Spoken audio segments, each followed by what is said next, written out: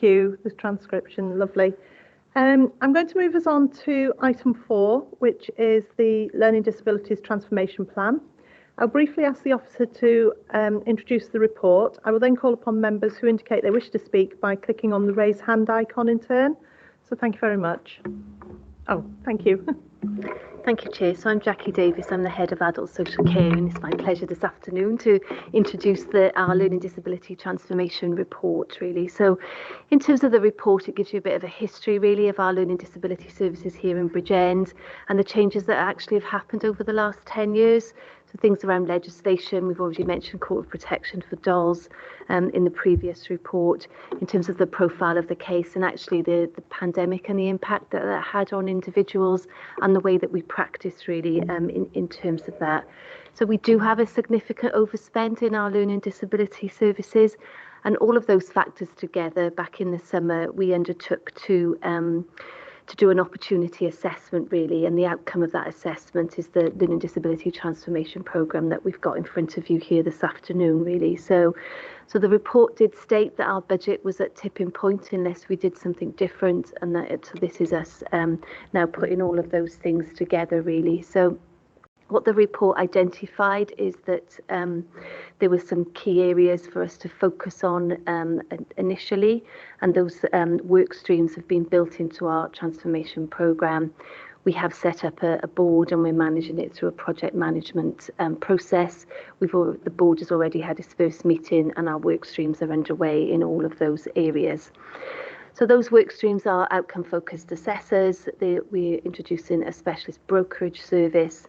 We are looking at doing a piece of work around scoping out daytime opportunities and looking at our specialist CHC continuing healthcare function. What the report does is it gives you the financial profile of what we anticipate we're going to achieve as part of this programme of work, and that's shown in section 8. But also it recognises that there is a strong appetite within the service as we rebuild and we reinvigorate and we refocus our work. In terms of our practice in this area, so the report evidence is some work that we previously did when we were part of the Western Bay region and the success we had in terms of implementing the models that we're proposing that we do now. What underpins all of this really is what we call is the progression model, which is an approach in practice which is strength-based and focuses on independence and achieving outcome, which actually in return releases the over-reliance on us commissioning services for individuals, and therefore the outcome of that is a better quality of life for an individual, but also a financial efficiency for the authority. And as I've said, the report does evidence that we've done that in the past, pre-pandemic, and we had a programme of work around that. Some of the officers that were involved in that, both Claire and myself, led some of that pieces of work, and Shagufta Khan, our lead social work, is leading some of this programme, and she's online as well. So, okay, thank you. Lovely, thank you very much. So if I to page 26, where I believe the first question is, unless anyone has one before then, I'd like to bring in Councillor Watham, please. Yeah, thank you, Chair. My question relates to paragraph 2.6 on page 26. It changes the profile of average caseloads. Could I have an explanation of what these changes entail? And is there any impact on existing budgets in relation to this matter? Yep. I would suggest that that's part of the reason we've got an overspend. And one of the things that I think we particularly need to look at is the workload of our staff. So we need to resource that appropriately. But the more we can do the interventions earlier and get more of them out into the community is what I want to say, rather than being reliant on one day centre in one room with one member of staff. I don't think that's of benefit to either the staff member, us as a council, or them particularly as the individual. I think the more they are engaged in their community, the better outcomes they have, because they're not so isolated, and there is always people around then that they would see in other areas. So I think that's really important. And the other thing that I would say is we've very definitely got an increase in demand since COVID. We know that some families, they may have had bereavements during that period, which also put further impacts on us, because whereas a family might have supported that individual, they will no longer be in a position to do so. And I am sure that officers will want to make further contributions, but I think it's really important that we profile caseloads for our social workers so that we are not exceeding any safe levels of working. And I think that's an important thing, because when you baseline across authorities, there are different levels considered safe in different authorities. Well, I would consider that 16 is a good caseload, particularly in LD, slightly higher, depending on what the needs are of the individuals on those caseloads. But I would say that for most social workers. So unless it's a routine and it's regular, so a regular update once a year, they might have a review of care. Unless there is that need, then we should be moving people on and out of service, because they shouldn't be over reliant on us.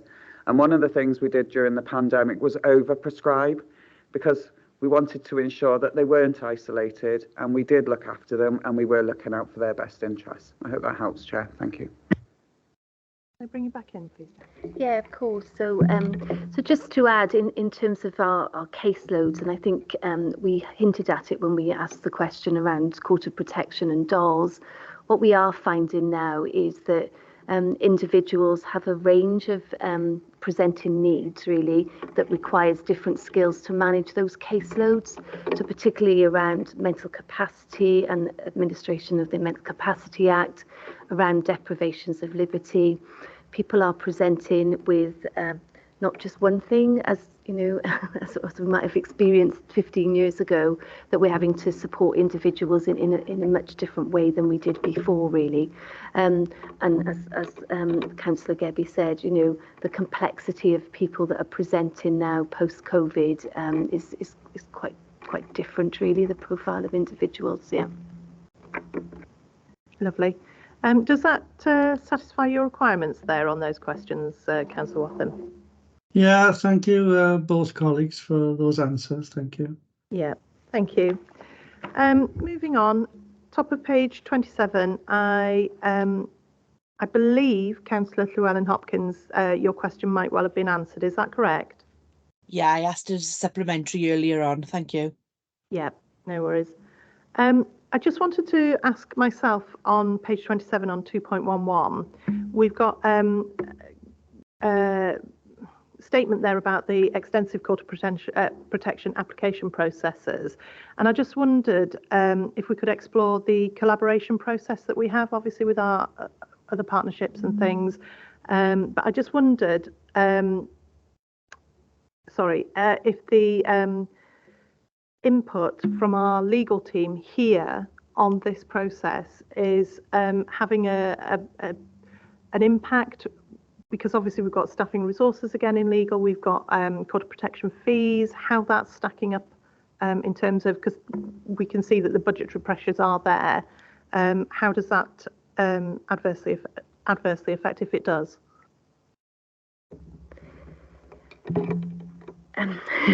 In essence, it's impacted across all people that are involved in the process, really. So we have an excellent working relationship with our legal colleagues, and they support us in terms of the whole of this process. But as the volume goes up for us in terms of adult social care and our learning disability social workers, and the volume goes up in our legal team as well. So yeah, there is an implication there for resources. Lovely, thank you. Shugufta, can I bring you in? I think your hand is up. Thank you. Thank you very much. Just to follow on from Jackie, really, I think it's worth also mentioning that as the resource and the demand goes up for social work practitioners and internally legal when we're dealing with the court protection applications. Likewise, the court system is unable to carry on that matching that demand. So where we accelerate through practitioners, additional practitioners to complete more court protection applications, and legal can support us, that's fine. But when they are then submitted to the court, there's a backlog within the court then processing them, and then it ends up becoming outdated. So it's not just our BCBC processes. We are heavily reliant on the court, which then equally have a resource issue there as well. So with that issue there that you've highlighted, how does that work in reality? Do we have to, because obviously I presume there might be a time implication, is there? You can put your court process in and you've only got so long for it to go through if the courts are delaying it. Does that then have an impact on us? And secondly as well, how does that impact for the residents that we're trying to protect as well with this? Because obviously they're left in limbo, aren't they, in between, I presume? Thank you. So shall I go? Yeah. The reality is that we have to rework that case. So if we get an application that's 9 months out of date before it goes before the court, then we're then asked to provide an updated statement and an updated care plan, and then we have to rework it. Now, in some cases, there will be minimum change for individuals, but in others, but we do have to redo all of that work for that. In terms of the individual, part of the process is a legal process that enables us to carry out our function with people without capacity. In terms of safeguarding that individual, and I don't have any concerns in terms of that, because we've just heard about our safeguarding processes. Really, in terms of that, it's the legal framework that allows us to do some of that. Is the bit that's delayed in the whole system. Yeah. Thank you. That's interesting, and it's not a consideration I'd thought about as well, because obviously when our partner organisations like the law courts are running with the backlog, then that does have an impact as well negatively on us as well, and I don't think we think about that. So thank you for raising that, Shagufta, because that's a very interesting point there. Thank you. Right, moving on. Page 28. Just at the top, I have got one for myself as well, a question. I notice on 2.17, it says, as the service resets following the COVID-19 pandemic, which we've discussed, there is now an opportunity to revive and strengthen the achievements previously accomplished. Now, we've heard throughout the meeting today that there's a lot of pressures, there's a lot of budgetary pressures, resourcing pressures, etc.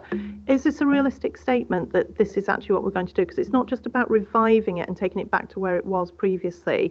It says, and strengthen it. Is that realistically something that we can do? Thank you. So I have absolute confidence that we are going to achieve this. It's one of my top priorities. Well, it's in my appraisal for a start, but it's absolutely something that we want to achieve for our individuals, and to redo all that.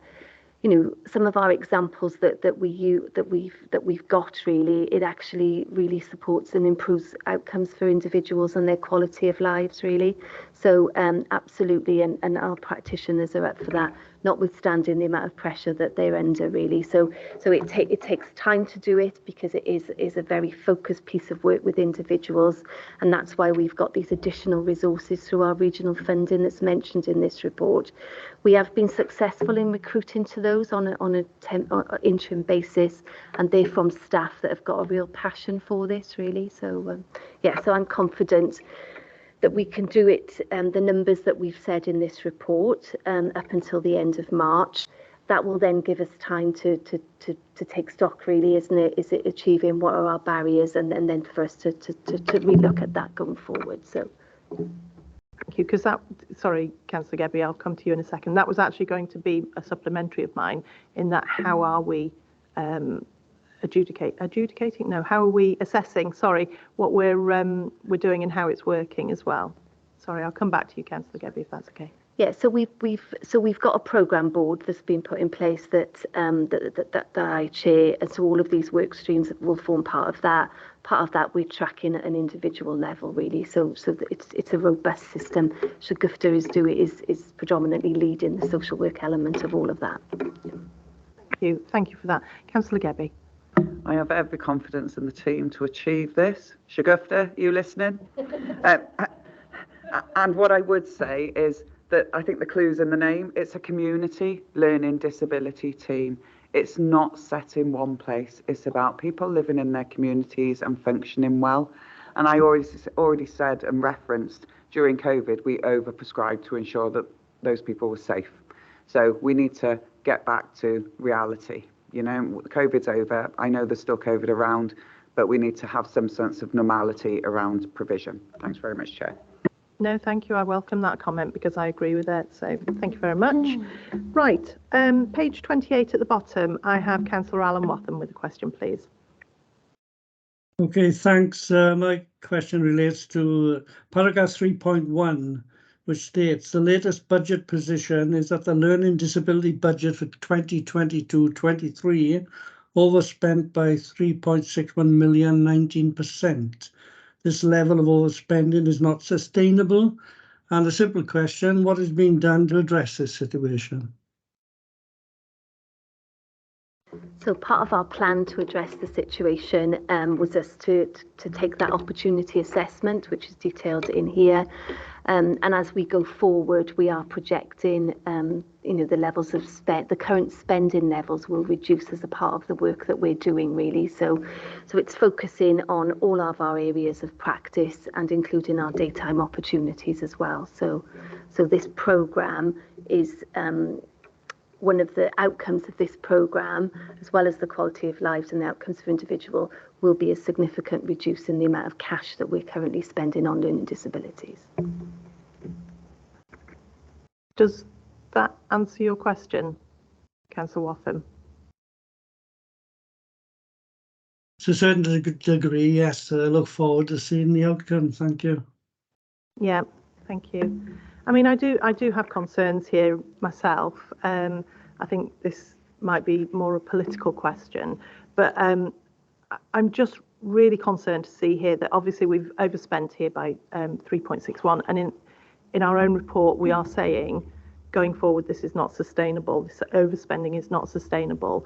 I'm really concerned that that might well equate, and I hope it doesn't, and I suspect it won't, because from what we've heard so far, there are systems and processes in place.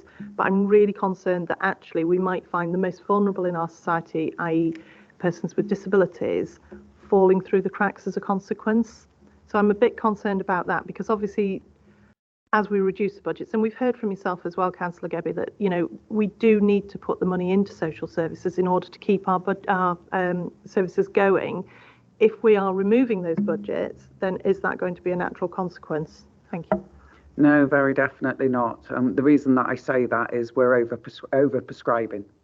So if we continue in the same vein, then yes, I would expect us to fall over, if I'm really honest. We know that's not sustainable. It's one of the reasons that we've had this plan. Social services as a whole has been overspent, and that's around capacity and demand, essentially. There is one of the themes that I would say when always looking at budgets is vulnerability needs to be considered first. When you're looking to cut budgets across the board in every directorate, one of the things you need to consider, and why I've said it, I'll say it again, is the focus needs to be risk-based. We do need to have, we do need to be a bit less risk-averse, is what I want to say as a council. But that's very definitely the progress that we're taking, irrespective of whether you're talking about children's, adults, or learning disabilities. It's a risk-based approach. So in children's services, you've already heard about signs of safety today. In adults, it's strength-based practice. I think then. I don't know what the model is going to be in LD. I don't at this point.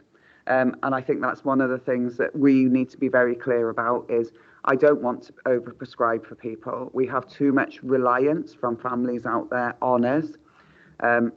Traditionally, so this is going to sound, I don't know, crass. I don't know. if I had a disabled child, as a parent, I would be expected to look out for them.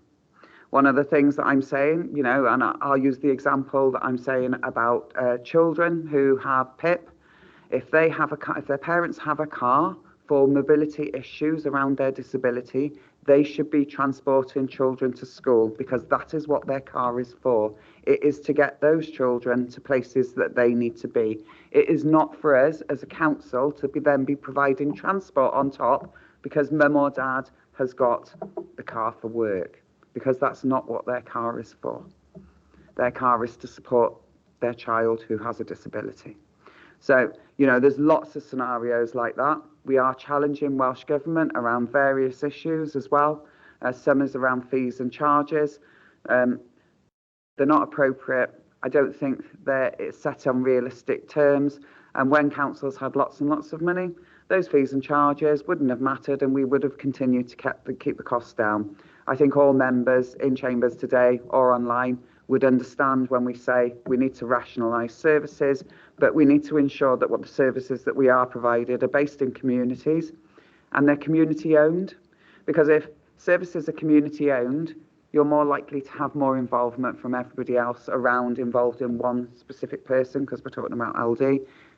You know, they might take them to lunch and have lunch with them, but they might meet with all their friends. And there's a wider connotation, isn't there, to community engagement. And I think that's what we need to get back to here, particularly with LD. I think I'm just going to come back and push back on this a little bit, because I understand what you're saying about community, but that's not always the case, is it? In that we're talking about individuals who rely on a service that potentially we have to provide, and not just the community aspect of it. Because I do understand what you're saying there, and you know, it makes a lot of sense what you've said as well. But I think there are instances where we do have individuals who rely on services, especially statutory services that we have to provide. And I'm just concerned that where we have that budgetary shaving and cutting back, that those services there, not the community ones, would be at risk. And, you know, potentially we might be putting individuals at risk of not harm, I wouldn't say harm, but of falling through the cracks. So definitely not. And what I would push back to you with is we've got an over-reliance on and as if I was talking to a commissioner last week from Birmingham.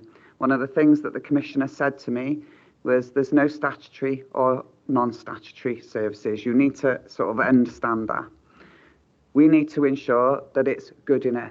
We will not be delivering any gold-plated standard of services in any council anywhere in the UK because they do not have the finance available to deliver that. And the other thing I would say is that there's something to be said. Yes, it needs to be community-based, because the more community-based we are, the more hub and spoke model, so different services can go in, the better outcomes we have, because there's all that interaction between not just workforce in the council, health boards, it could be the health visitor, it could be all manner of people working from this hub, but they're able to have and engage in those conversations.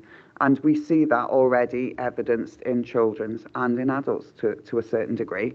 But we see that the more we base services in community, the less reliance that we have on here in the statutory, and I do put that in inverted commas, because I think we need to look at what they need rather than what people want. And I think that's a really big distinction.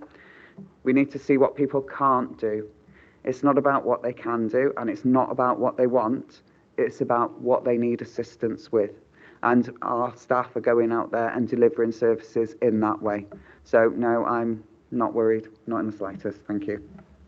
That's a bruisingly honest assessment, but I think it's welcomed. So thank you. Claire, can I come to you and then Jackie? Yeah, what I just add is this all comes down to the quality of the social work practice. So, you know, I will use the word statutory. Our statutory duty under Social Services and Wellbeing Act is to assess need and then to work with the individual, understand what resources they've got available to them in their own lives, through their family, through their community networks, first and foremost, and only when all of those are exhausted, if there is a wellbeing outcome that can't be met, would we look at a commissioned service or a service that we provide ourselves. I think what we've highlighted, because a lot of those things fell away during the pandemic. You couldn't go out in the community, could you? You couldn't even see your family, for a period of time other than one individual. You then start to fall back into old ways of work, and I'm talking 15, 20 years ago now in social work practice, where it was far more service-led. And so this is transforming us back to where, and this reflects the model of practice in adult social care, strength-based outcome focus that we have to have in place. It's got to be owned, and it might be helpful to hear from Mark, who's the group manager for learning disabilities. This has got to be owned by the frontline workforce, because Councillor Gebby and myself and Jackie don't actually spend any money, really, but we're responsible for that leadership role of those in the frontline teams who go out and assess needs and then put in place the care plans as a consequence of that. And a care plan can include no commissioned resource or no resource at all that costs money other than the resources that are available to that individual. What's really important for those of us who've done this before is that we take families with us on this journey, that we take individuals with us on this journey. And if you do it right, the outcomes are better for the individual as well. What's also important is that we identify all the resources that are available within this council. So I'll talk about, employment for people with learning disabilities, and that doesn't necessarily mean a paid job. It could be voluntary work, it could be education and training. We've got a big employability programme that needs to shift in terms of focus on people with disabilities and the outcomes there. So that's key to the modernisation of day services. And also key is those with the most profound disabilities, that we're identifying those triggers where their primary need is healthcare, and that those assessments are progressing through with the health board as well, which is why we've got the continuing healthcare area. None of this is easy work, but it is the right work to be doing from both a service and an outcome for individuals and a budget perspective. The other thing I'd just say, one of the things that I think is concerning, that we've got the investment in year from the regional fund. We've submitted an Invest to Save bid in order to, sustain that going forward. We can't have a stop-start approach to this. This has got to become the day job for everybody working in these teams. But yeah, it might be helpful for Mark to talk about how the team feels about it. Not at all. I don't want to interrupt Jackie, if you were. No. Mark Wilkinson, Group Manager, covering Learning Disability Services. I think there's three things I want to say. First of all, I know that the social workers who work in the community learning disability team are extremely passionate and caring social workers. And I was saying earlier on to a couple of them, I've worked across a lot of areas of social work in my life, and I always think that learning disability is where you will find the most passionate social workers. I also understand know that they understand the budget pressure. We've talked about the budget pressure. We've been in similar situations before. They understand the need to do something about that. But what, as Jackie said earlier on, the way that works in learning disability is if you do the right thing for the person, then the savings, the financial benefits will follow. And I know that the team are absolutely committed to the practice model that we've got, to the concept of progression. They want people to be more independent. They want people to be less reliant on services. And every time that they do a piece of work, a social work or an assessment or a review, that is at the forefront of their mind. So I feel very confident that the team are up for this challenge and will do their best.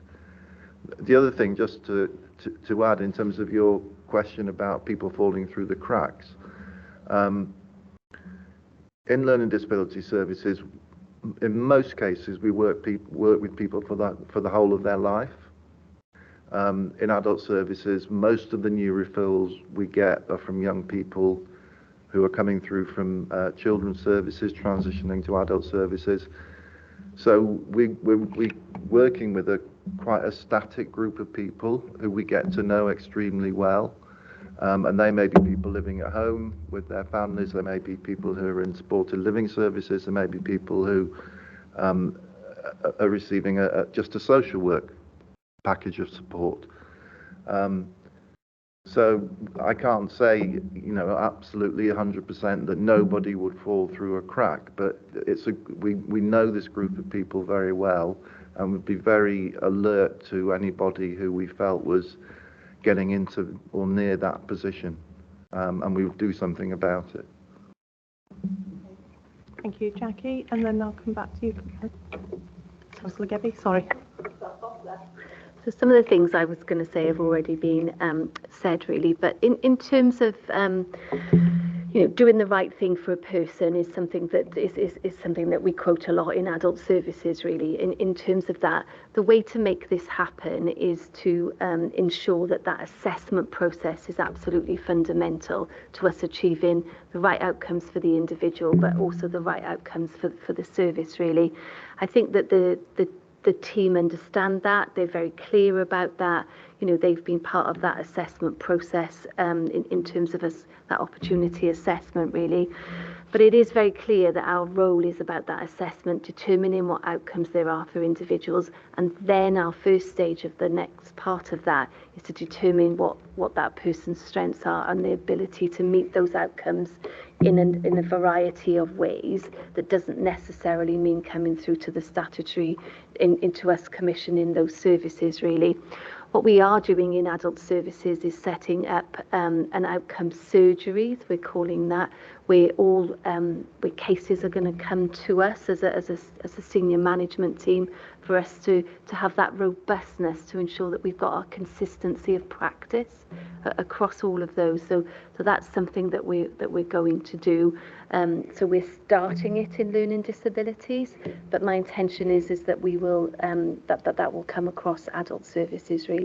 But we're also the level of scrutiny that we're going to put in for a short period of time, really, that will give me confidence as the head of service, but also yourselves confidence that we're being robust and consistent in our practice. When will that be coming into effect as well? Sorry. Started last Thursday. Lovely, thank you very much. Right, Councillor Gebby. Thanks very much, Chair. I think I'd just refer members back to one of the first statements I made when I joined Scrutiny today, and that was focus on need, the resource available, and how can we deliver and meet that need. I would also say that part of the work the RPB are doing is around integrated health and social care, because we don't want to duplicate effort. So it's about ensuring that we've got a mapped out provision. So across the county, across Clontarf Morgannwg, I should say, we will have a resource that will evidence where everything is. And it might only be a lunch club. So as an example, I know I've got a lunch club that meets in my rugby club once a week. It's not provided by us as a council, it is third sector, but every resident that goes there has LD, and every resident pays for their own meal. So it costs us nothing. And it's about utilising those resources more effectively, rather than us duplicating effort. Thank you. I'm more interested to hear that you've got your own rugby club as well when you say my rugby club.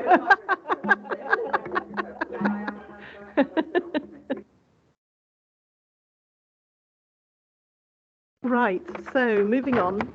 I believe the next question I have is on page 30 with Councillor Eugene Kaparos, please. Hello, thank you, Chair. With regards to point 3.6 and the graph printed slightly above it, it mentions about unintended consequences if we approached a standstill budget plan. Can you outline what those consequences would be? What risk assessments have been done if we took that approach?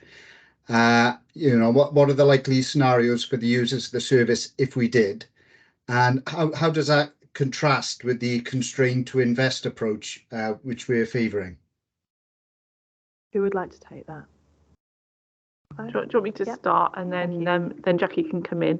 I think that the risk with a standstill budget plan is that we continue with crisis management. So if you don't have enough time to do the work that has just been described by colleagues, then things aren't addressed at earlier enough opportunity, situations which could be nipped in the bud where perhaps a family scenario is becoming very fragile, a situation within a supported living home is becoming a bit challenging, aren't addressed through very focused pieces of work.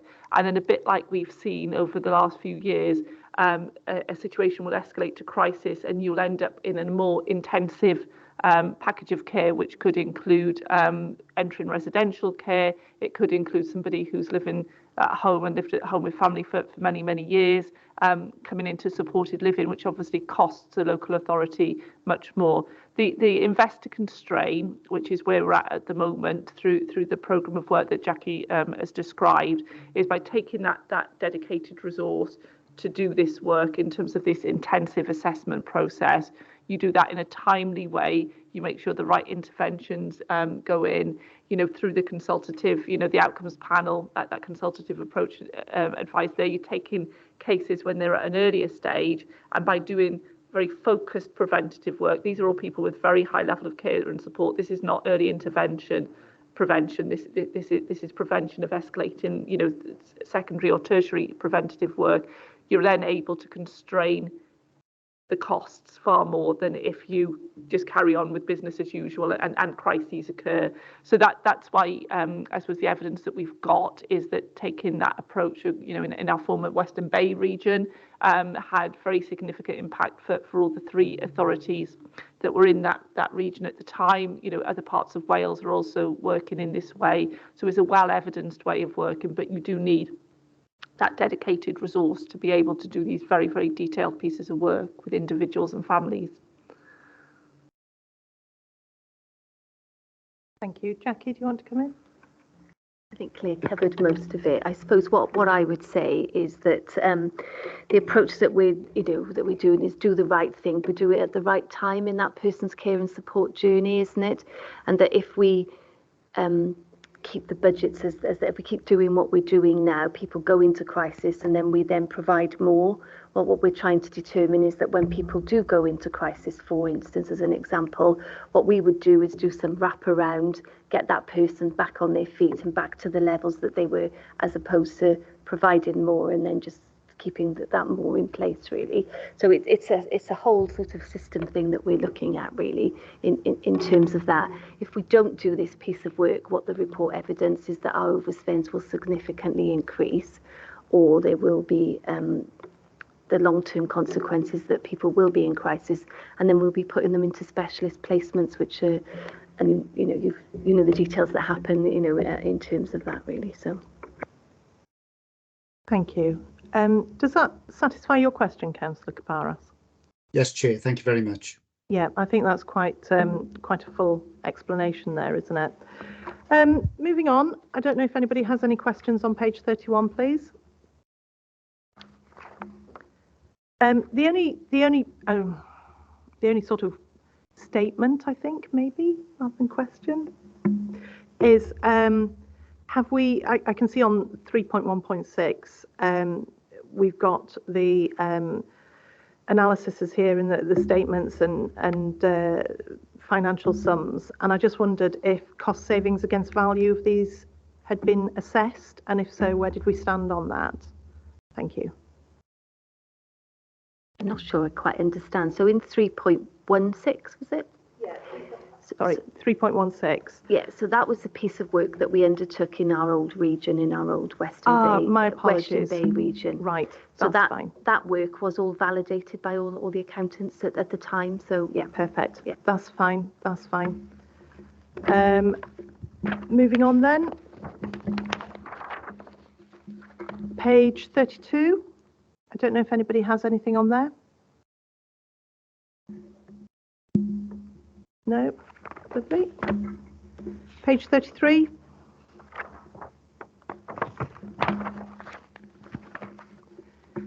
Page 34. So just at the bottom of page 34 on 8.5, I just wondered what the timescales were for the work stream and things like that were discussed in that bracket there, and 8.6 as well, it's discussed. And how and when are we going to measure progress? Is there a plan to support this, please, at all? Thank you. Yes, there very much is a plan to support the financial monitoring of the project, really. So as I said, we have been successful in the last week or so in recruiting on an interim basis those social work practitioners. We anticipate that they'll start on Monday.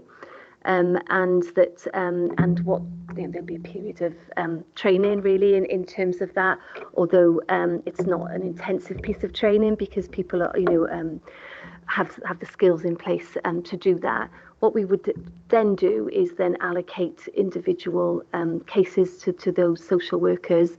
That will all be monitored through the programme board and the highlight reports that we've got in terms of that tracker really. So the figures in this report take us up to the end of March, to the end of this financial year. Yeah, March 24, yeah. Lovely, thank you. That answers all those. And then moving forward to page 35, I don't know if any members had any questions. I just think on 9.1, just to round off, it says about the future direction of the Learning Disability Transformation Programme, and I just wondered what our direction is from here as well. So I know roughly what it is, but is there anything you wanted to add to that as well, please? Thank you. I suppose what I'd like to do at some point in the future is bring back all the work that we've done in terms of the programme board, so specifically for those 3 areas, but also about the overall outcome that we've achieved for individuals. Yeah, I think that would be welcomed, actually. Yeah. Thank you. Cheers. So on that note, I don't know if there's any more questions from members. I'll put a call out for that. No? Lovely. So if there's no further questions, can I thank all of our invitees? It's lovely to have you here, and thank you for being so open and honest as well. It's very much appreciated, actually. So thank you for that. And if you wish to leave us, you may do so. Thank you very much. It is 5:15.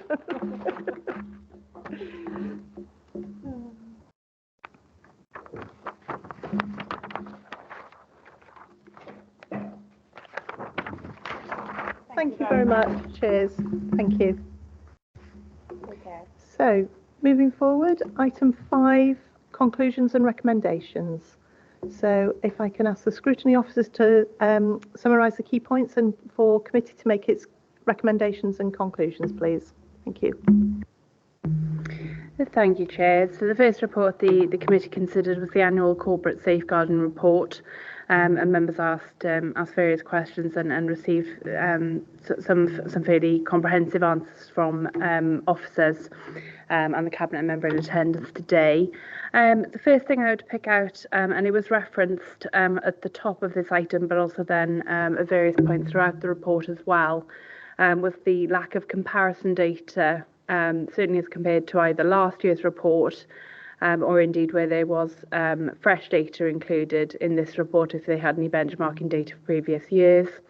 The committee will have noted that last year they made a recommendation and welcomed the report running separately to usual annual reports being April to April, with this one being September to October.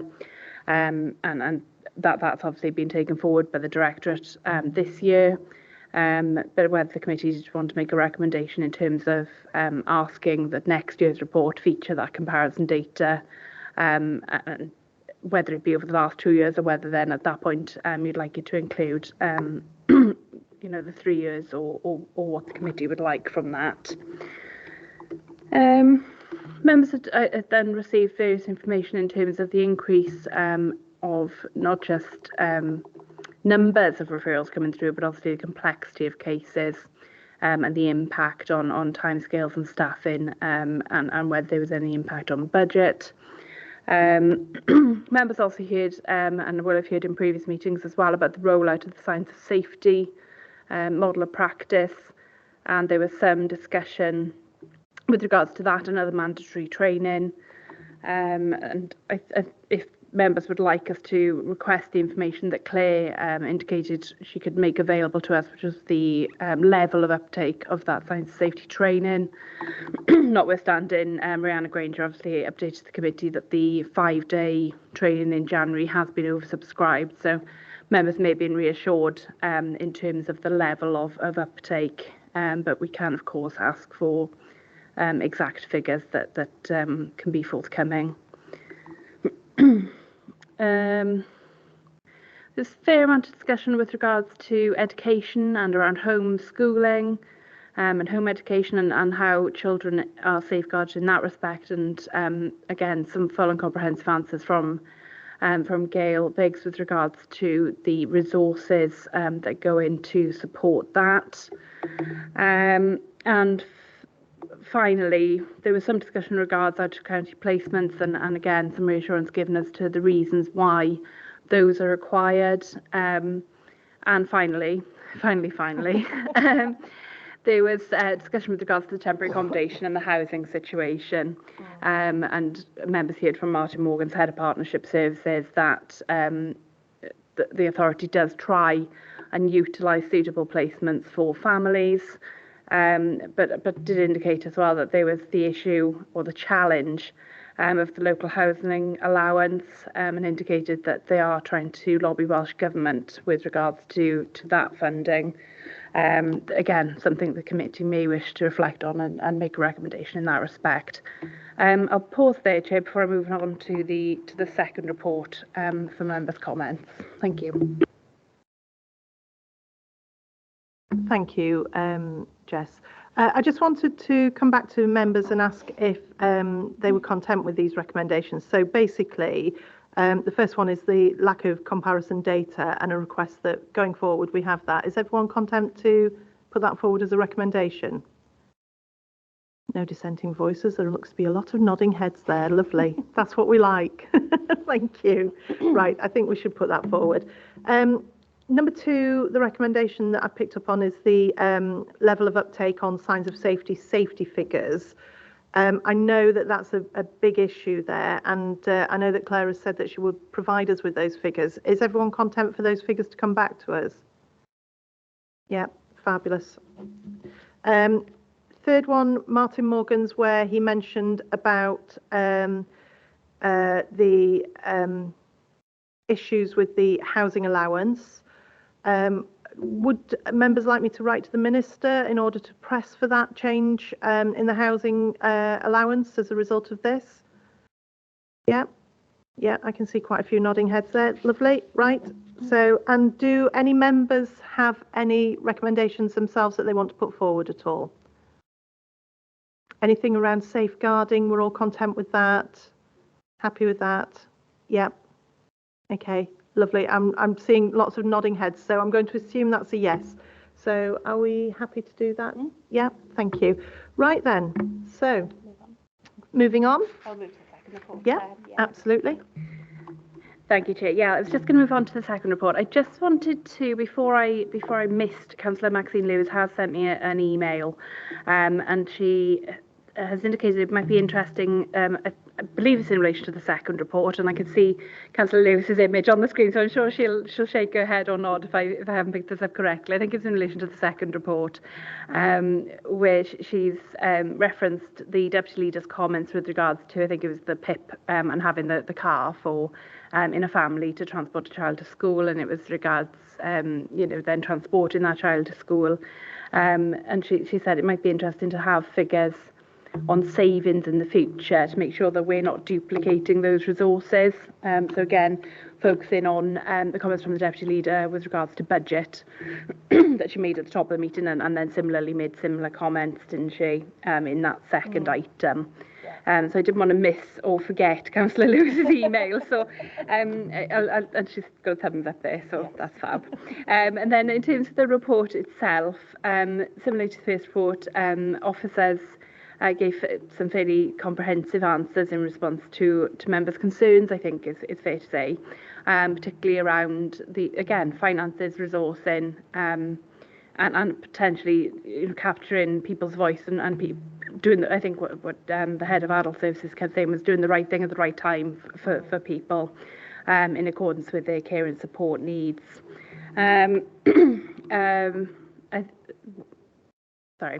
Just going to say, the officers provided some fairly substantial answers and perhaps some reassurance to the committee in terms of the programme moving forward. And Jackie referenced then the outcome surgeries that were being rolled out to ensure that robustness and consistency of practice that in fact had been implemented since last Thursday and maybe rolled out across adult services. The team were then asked about the timescales and the plan and regards the future direction for this programme. And Jackie indicated that they would like to bring back work from the programme board to demonstrate for the committee and for the committee to scrutinise what has been achieved for individuals. I would just say, obviously, members will have noted we haven't got a forward work programme update report in this particular meeting because it has been put on as an extraordinary meeting. But if members would like, obviously that is something that we can put on the forward work programme for consideration in probably at some point next year, and we can work out timings with both obviously Jackie and the chair as to the most appropriate timescale for placing that on the committee's forward work programme. But if there are any other comments or any other recommendations or requests the committee would like to raise from that item, then please let me know. Thank you. So going forward, I agree with Councillor Lewis, with Max, about the figures on the savings from the difference between the home to school transport and the car. I think that would be interesting to hear that from the Deputy Leader. So if members are content, if we request those figures and see what the differences are. Yeah, looks to be good. And that's the only one I got. That's the only one I got. I don't know if members have any others that they wanted to bring to the table. The only other significant one that I would maybe potentially suggest is that they've said in their own report that there needs to be 3.6, I think it was 3.6 million of savings, and it's not sustainable. That's within their own report. So I'm just wondering if perhaps we shouldn't ask for the savings efficiencies that they anticipate to be sent to BREP in advance of the budget so that BREP can scrutinise those as well. Because I think there might well be figures there that might not play out yet because obviously we're ahead of the budget, but I think those might well need to go to BREP if members are content with that. Yes. Yeah.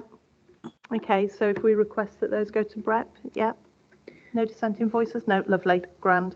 Yeah, sorry, Chair. The only thing I was going to come in on that point as well is members, some members of the committee, not all, will be aware that in COSC on the 14th of December we have the Q2 performance coming to that meeting, and there will be under the social services dashboard some indication of the savings associated under the learning disabilities team because this has been an area of overspend for some time.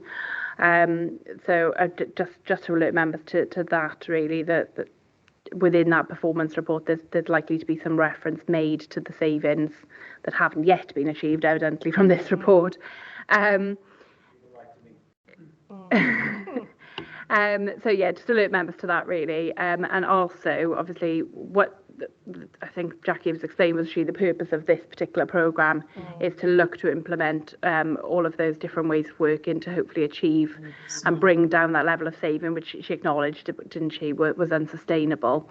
But that's notwithstanding your point, Chair, that we can ask what their efficiency savings are and ask that they be considered by the panel if they could be made available. Thank you.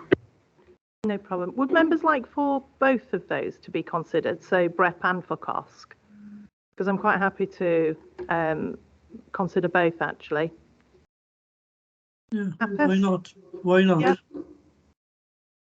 Sorry, Della, you're on mute. I wouldn't have an issue with them going to both, but I do wonder what would the gain be for them going to both? Are we going to get the answers we want from either or? Do you know what I mean? That's all. Yeah.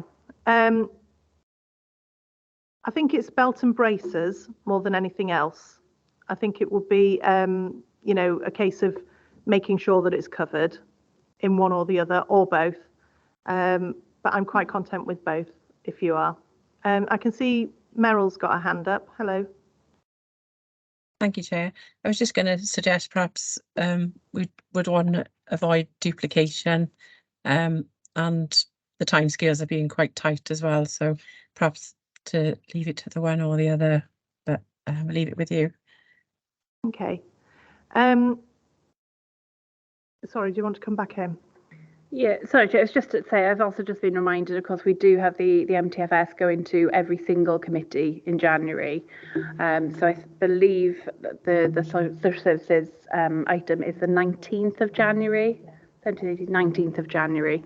That, you know, the learning disabilities budget will form part of that. But yeah, I just raised that. Thank you, Chair.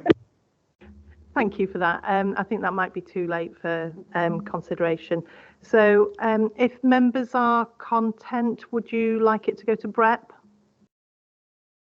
for first initial consideration, or would you rather it go to COSC, or both? Entirely up to you. Well, as belt and braces, go to both, as you suggested. I'd say BREP, Chair. They do the finance stuff mostly, don't they? You know. Yeah. Myself, that's my two penneth. Any other opinions? Yeah, I'm just thinking, given budget, you know, staffing and time scales, that is it best just to pick one, because ultimately then it will be looked at. When I think two at this point might be too much, but that's just my opinion. Obviously, we can go with the majority. No worries. Should we go to Paul? Go with BREP? Is it? Yeah. Yeah. Okay. Right. Lovely. We'll go to BREP with that then. Thank you. Right. On that note, anything else? No, No. Right. Lovely. So moving on to item 6, urgent items. There are no urgent items of business in respect of which notice has been given in accordance with Part 4, Paragraph 4 of the Council Procedure Rules. So I'm now going to call this meeting to a close, and thank you very much. Can we just turn the recording off as well? Yeah. Thank you, Chair. Don't disappear yet. Thank you. Can you just wait 1 second? Just whilst the